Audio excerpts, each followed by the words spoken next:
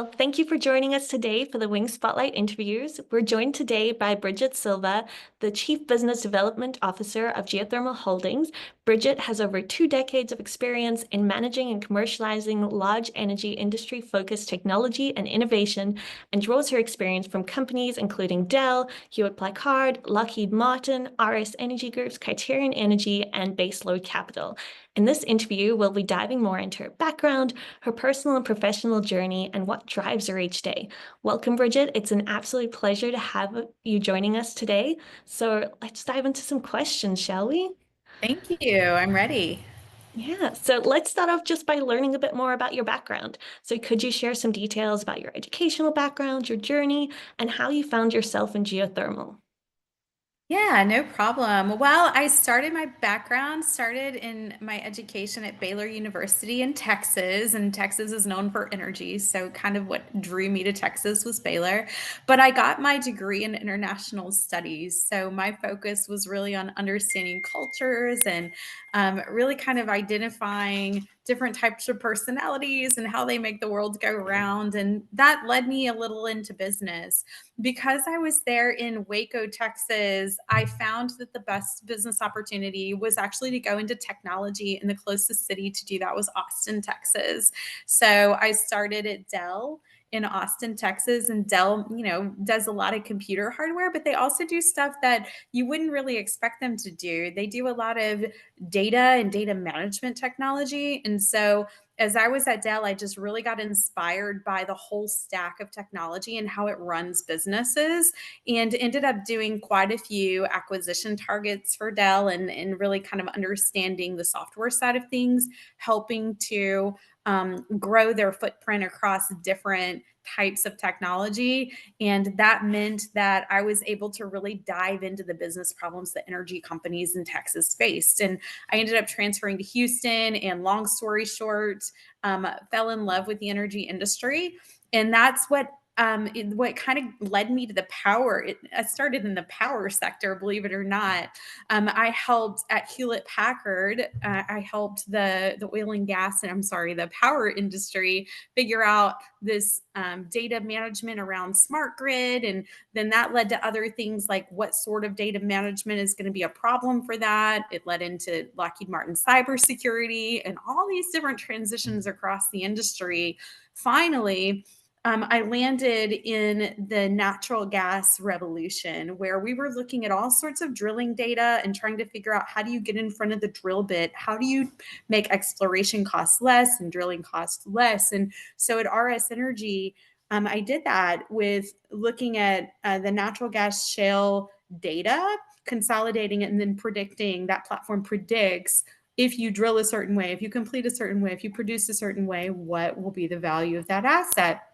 And that's perfect for exactly where we were when geothermal became important again in the US. And around 2020, when policy started to really evolve around geothermal, and we had this reinvigoration of technology in geothermal, it was right around the time that RS Energy was selling its database, its platform, to a company called Enverus. And I worked with a banker that was helping with that transaction that ended up going into the geothermal industry. And he said, Bridge, this technology is so perfect for getting in front of geothermal expansion, because we can take all this data and we can actually show where the water is. We can show where the sedimentary geothermal is. And so back in 2021, I started working with Criterion Energy partners focused on geothermal in Texas. I did also spend some time with Baseload Capital, where we looked at California and some other US assets. But for all intents and purposes, my geothermal experience has been in Texas, the sedimentary area in the Gulf Coast region, and then the analogies to that. So Louisiana, some places in India, believe it or not, Africa. There are lots of places that have similar geology. Wow. Yeah, you have a lot of experience in this. So, yeah, you started out in tech, but did you know that you wanted to go into geothermal and the industry and the sector in general, or is that kind of something you found along the way? And did this Yeah. move from kind of tech to geothermal feel like a big jump, or just kind of a natural progression? I would say the shortest distance between 2 points is a straight line, but that's not the path I took. I took like a roundabout way, but I think it became really a beautiful journey that I didn't expect. I really just wanted to stay in technology for my whole career. But when I moved to Houston and started becoming immersed in the industry, and I had this background of hardware, software, operations technology, data management systems, I just I started to realize that I'm much more of a solution, like bigger, like visionary kind of solution provider. So I can look across, one of my skills is I can look across an entire organization or value chain and say, oh, if we just tweak this and do this and merge this together, this is something that could be really good for the industry. And when I started doing that, it really inspired me to do more, to go further. And I ended up working with some really strong mentors that have helped me along the way. One of them at RS Energy, or two of them at RS Energy Group, and I'll give them a shout out: Matt Johnson and David Ranucci. I love to do that on these things. Really kind of saw that in me and gave me the opportunity to work in areas like RS Energy Group and helping to grow and sell that business. And so, it really just hit me after that geothermal was an avenue. I had no idea that this is where I would end up. It just makes sense based on all the skills that I have that this would be the next step in that energy evolution. Yeah, I love that. And especially being able to kind of see the whole kind of company and figure out how to make those solutions come together. I think it's a really powerful skill and probably one that's helped you a lot throughout your journey through here. So that's amazing to hear. So yeah, you've worked with all these big name companies. So what have been your favorite parts about those roles? And can you talk about some of the key things you learned from them, from those diverse experiences, including some pivotal points or pivotal people? I mean, you've mentioned some already, but are there other people out there that have also helped you on this journey? Oh, sure, absolutely. So, in these roles, one of the things that I was always very good at when I was younger is reading books and interpreting that data and then spitting it out, and just very academically driven. But what I learned about working with these big companies is that you have a lot of people that have a lot of knowledge, and some of the best knowledge or skills that you can learn are from those people's practical experience. And having worked with large utilities, for example, having worked with large oil and gas companies and building relationships between those companies and the technology providers, you really get this opportunity to go into these think tank sessions where you're really trying to solve these big problems. There you get to see so many nuances. You get to see the politics, you get to see the technology, you get to see the detractors and the pursuers and like all of the different people elements that come into making this work. That's where it becomes real, because business is really about people and solving people's problems. And so I think, having worked for these big companies, you get into the door by having your name on a company card, right? But to actually move something across the finish line, there's a certain finesse, there's a certain delicate balance of meeting every stakeholder's needs. And I think this is why geothermal is so interesting to me, because it offers so many ways to meet needs across all the stakeholders, whether it's economic developer, whether it's somebody that just wants green energy, and whether it's somebody that wants a lower energy cost, or more baseload power.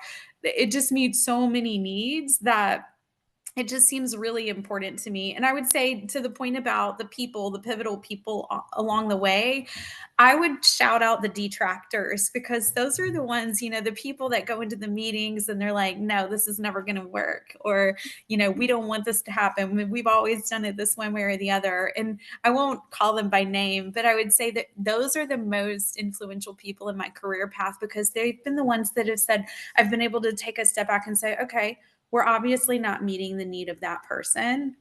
And then slow down to speed up, to slow down to say, okay, what need is not being met? What toes are we stepping on? How can all stakeholders be met? And I just think that level of diplomacy is the only way you move the world forward. So I'm grateful for those opportunities. Yeah, and so talking about all this diplomacy and kind of working with all these different people, uh, was that something you were always good at, or is that something that you've developed along the way? I definitely have developed it along the way. I think I've been called things like bull in a china shop and bulldog on a pork chop in the past because if I get myopically focused on something and I have an objective, I'm just going to go full court press toward that objective. And Yeah. sometimes you get blinders on when you do Yes. that. I think all of us do it, but Yep. especially these like I'm a type A, D type personality, like, ooh, let's go achieve Yeah. and I want to compete and we want to win. But sometimes it's better to just kind of slow down and say, let me be patient with this because we're going to get there. There's a quote. It's like, do you want to go fast or far? You know, if Yes. you want to go fast, go alone. If you want to go far, go together. And so I've I definitely love had to that. grow into that. That's been a maturity process for me. Absolutely. Yeah. So, I mean, you've talked about that, but are there other specific characteristics that you believe that you have, or beliefs or actions that you kind of taken along this way that you think were vital to getting you where you are today? Something that I'm really grateful for is this gift of, I would call it gift of foresight. So being able to take a step back and look strategically across what are the sequence of events that have to happen or what are the dominoes that need to fall in order for all of this to work. I think that that level of being able to connect one sequence to the next helps you break these really big projects into bite-sized steps and get in front of what could happen.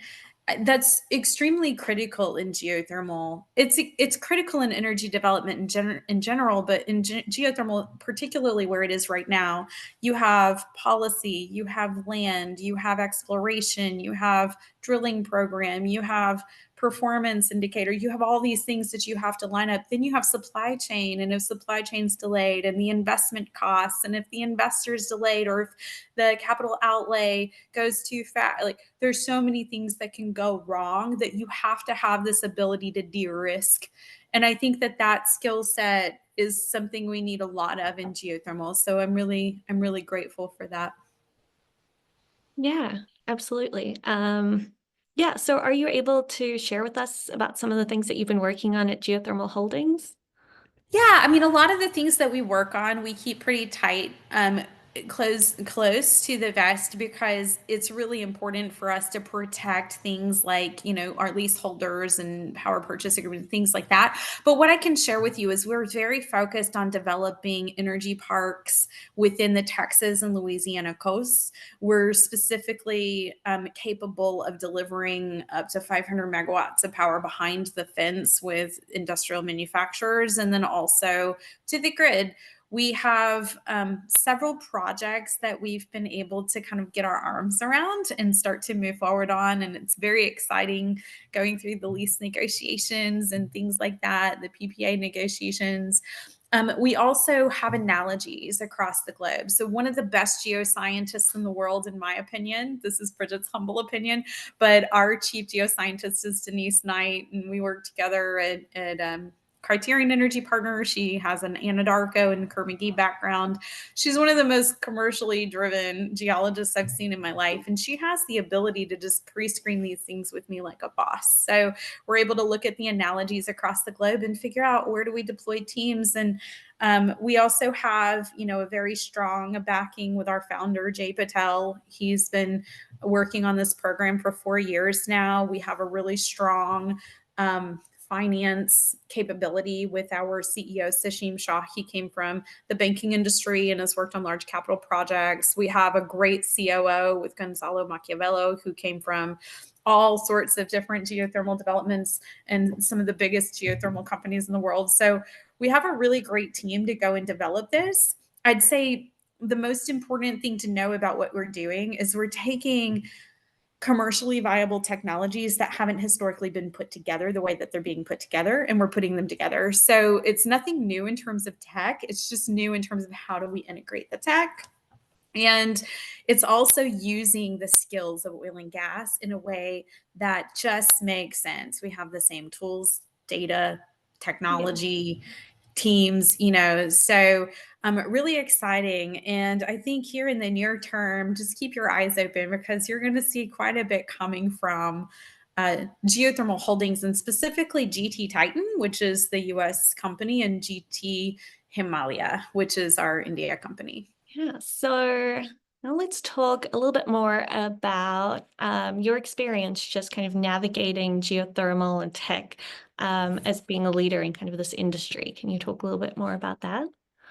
Yeah, sure. I think the most important thing that I could say about my experience in geothermal is the community of stakeholders that embraced me when I joined the community was just immense. Any sort of opportunity to volunteer and people accept you, they're like, yes, please. I have this skill. I can help organize a meeting. I can lead a panel. I can learn something and write something and whatever. And you get, and if you volunteer, if you want to do it, then you're going to get that opportunity. And Geothermal Rising and Women in Geothermal were the two organizations that kind of sucked me in the fastest and said, Yeah, let's go full court press. I got to lean in on things that I knew pretty well, like DEI, and I think about diversity, equity, and inclusion from a bipartisan position living in the US. It's very much so diversity of everything, diversity of education, diversity of experience, diversity of background. These things are so critical to what we do. And I had the opportunity at the very first Geothermal Rising conference that I went to express that and to bring in smart scientists, whether they're geologists or data engineers, to kind of talk about these things. And so I would say, like, my experience in terms of like having mentors and being able to mentor have grown very rapidly. And this is an industry where it can because it's hungry for talent. yes. Um, the other thing I'd say is there is no other sector that I've worked in that I've been able to grow so rapidly that I've also been able to contribute as a publisher or a writer for a publication. And in this particular industry, this past year, I was able to lead authorship of a collegiate textbook chapter called, it's a USA chapter called Yeah. geothermal picking up steam in the US. So it was really working with DOE, having the ability to kind of bring all the pieces together. It's been really fruitful and gratifying.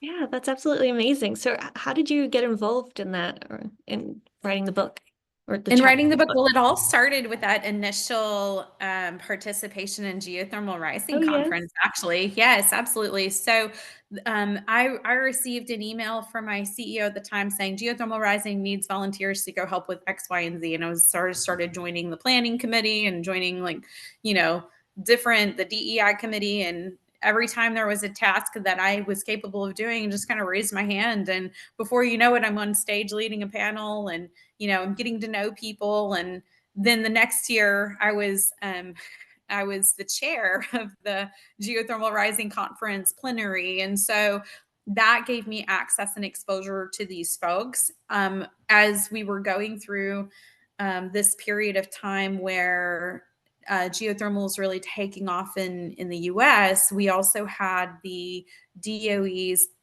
enhanced geothermal systems Earthshot that was announced, and I was invited to participate in that on stage here in Houston with Jennifer Granholm, our DOE secretary.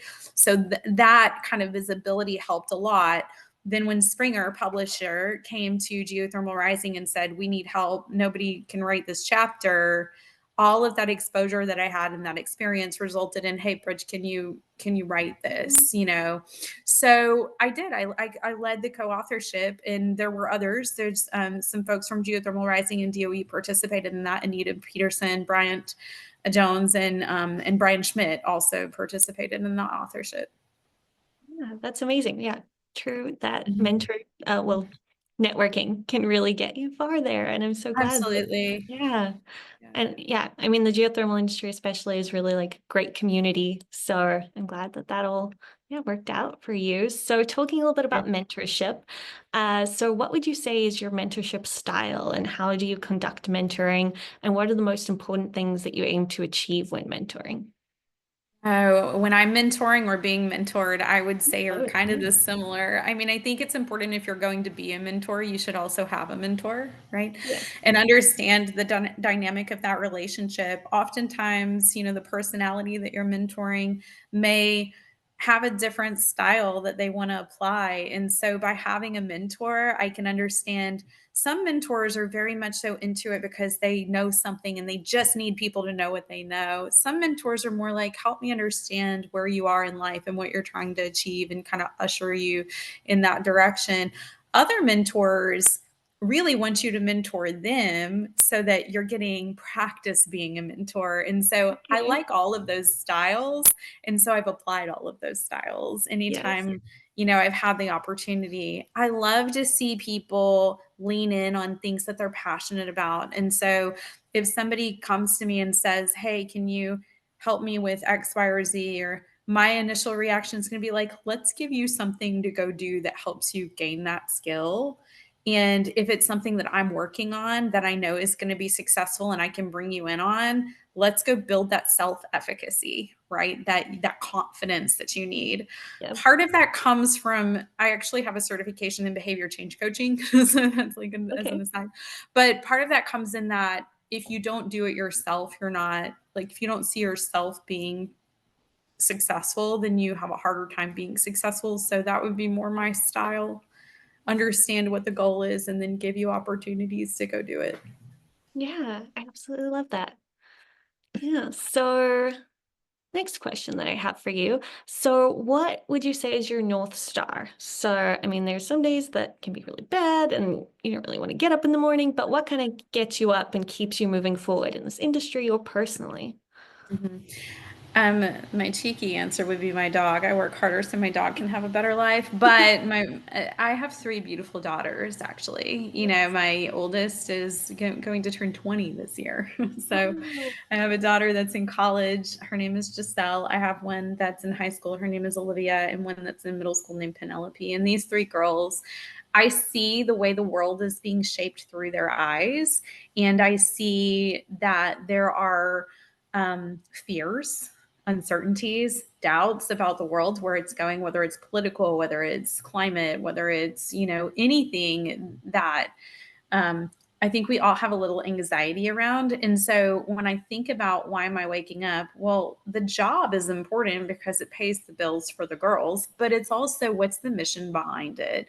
And then how do they see me behave in my day to day? Did they see me, demure and a victim, or did they see me going out there and embarking on proactive change and really just kind of handling business? Or is it something in between? And to be honest, every day is different. Sometimes I'm demure and a victim. We all have those days. But Yep. for all intents and purposes, if they see me go into the Texas Capitol, walk up to the legislators and say, "Hey, we need this policy," they're going to feel empowered to do that. They're going to Yeah. know that that's possible, and so that's what motivates me.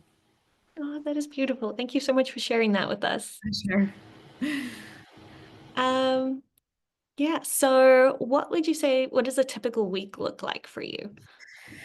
A typical week. I Yeah. wouldn't say there's a typical week because I work in Okay. entrepreneurship and startups. We'd say it's like a very well-oiled startup, but I wear a lot of hats in our company and my life isn't only work. So I have three daughters. I see myself going to soccer games and theater performances. This week, for example, I drove across the country bringing my oldest child back from Tennessee for college. But on the way, I created slide decks for power purchase agreements. I negotiated lease proposals, lease contracts. I helped pre-screen new opportunities in geothermal. I taught some fitness classes, including yoga. I did some meditation. I went to a hockey game. I saw a concert. So I would say lots of different things. I'm always Yes. on the go. But if we're just focused on the geothermal part for just a second, I'd say, Monday through Friday and sometimes on the weekends, we're always looking at new ways to move contracts forward faster, get policy done. I was in Austin this week, advocating, probably a better word, for policy to be what we need it to be. talking to economic developers and understanding their priorities, talking to landowners, understanding their priorities, collaborating with the leadership team at GT Titan on how things are moving forward in Texas, Louisiana, India.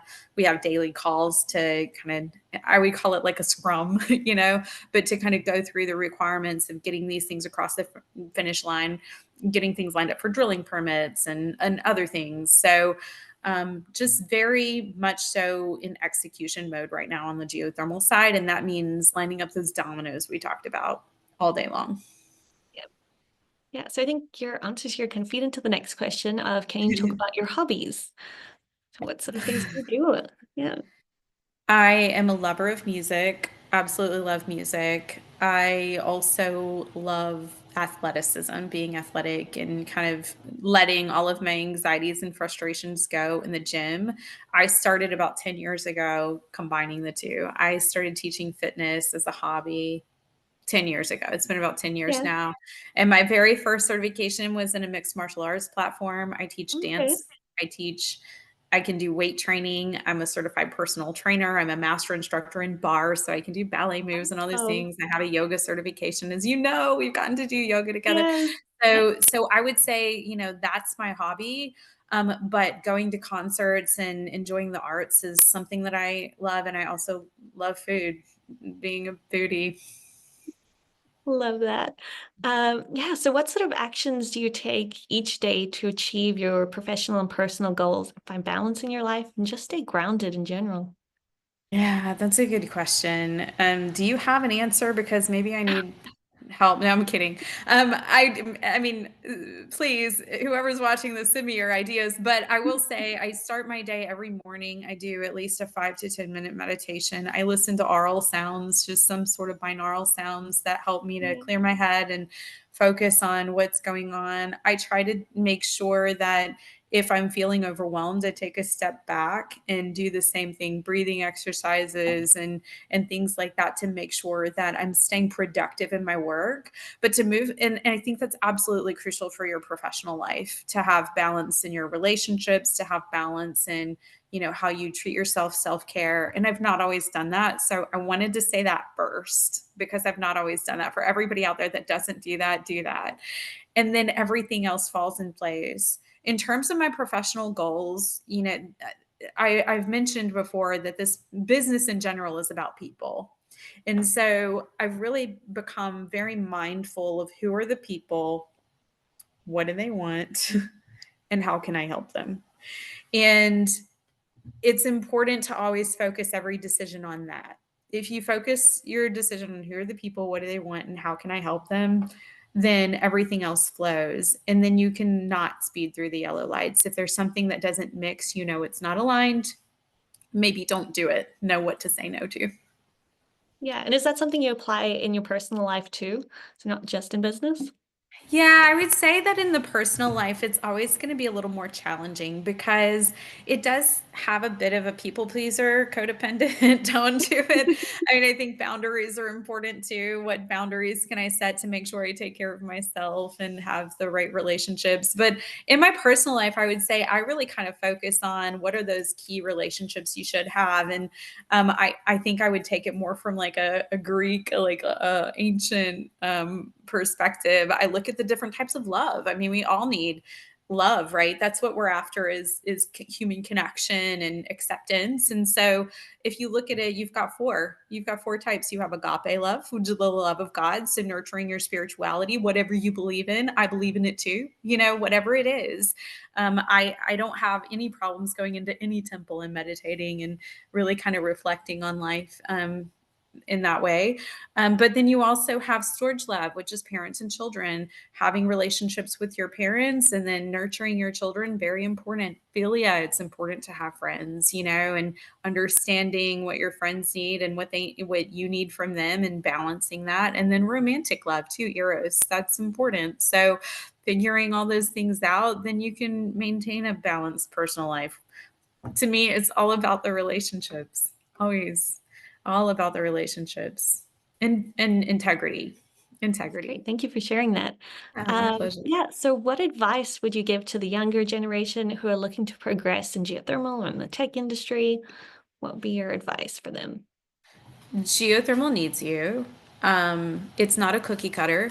There is no color by number. We need all types of talent. So the talent, I mean, we talked about diversity, equity, inclusion from the perspective of what are the different education backgrounds, what are their like technology is a huge area, software development, data, all these areas really matter. Economics really matters. So any type of background can really fit in geothermal, and we really need to have you to the younger generation. The second thing that I would say is don't take yourself too seriously. And for people that do take you too seriously, the demanding, like, take it in stride, because the industry needs you, and have confidence in that. And then I guess the third thing is don't stop once you start. Just keep going, because you'll look back along the way and be like, wow, I've come so far, especially in this industry because it's so hungry for talent. There's so much opportunity. Just don't second guess it. Just keep going, because you're going to look back and be like, wow, it's tough to develop energy projects. It's tough. Just don't doubt it. You're going to look back and be like, wow, we did that. That is amazing. Yeah, so next questions are just about the future. So where would you personally like to be in the future? Say, for example, the next 5 years. Yeah, good question. I mean, I think it's hard to predict because the world's always changing, but I would say the next 5 years, my youngest child is going to be kind of grown and off. So I have the opportunity to really nurture and move more international geothermal forward. So potentially moving around and helping other countries set their policy and expand. I don't intend to stop my hobbies. So I think as I'm getting older, I mean, we're all kind of getting older, right? On the fitness front, I think I'm much more of a yogi and meditation person in the future. And maybe as I'm helping develop these energy projects and policies internationally, I can stop and do some yoga retreats here and there. That would be Yeah. great. And I'd really enjoy doing that. I think I would like to get my dog a passport so he can go with me. Yeah. Oh, I love that. That sounds amazing. Mhm. Yeah, so what would you like the next phase of geothermal to be, say, in the next 5 years? The next 5 years. There are a couple of different things going on in the industry right now that are inspiring. One is the expansion of commercially viable technologies like what GT Titan is doing. It's taking oil and gas technology and geothermal technology and developing rock that we understand in sedimentary basins. I like that, but it needs to grow. It needs to scale. So looking at those analogies and saying it was successful here and here, now let's go do it there, there, and there. There are also technologies like the closed loop technologies and the super deep technologies that I'd love to see become more commercial. So hitting TRL 9 would be absolutely fantastic. I think that would really help to create investor confidence. We'd have continuity of revenues and profits and things like that, making it a really viable industry. But the third thing I think is really important, not just for geothermal, but for meeting energy demand worldwide, especially with all the growth in AI, data centers, things like that.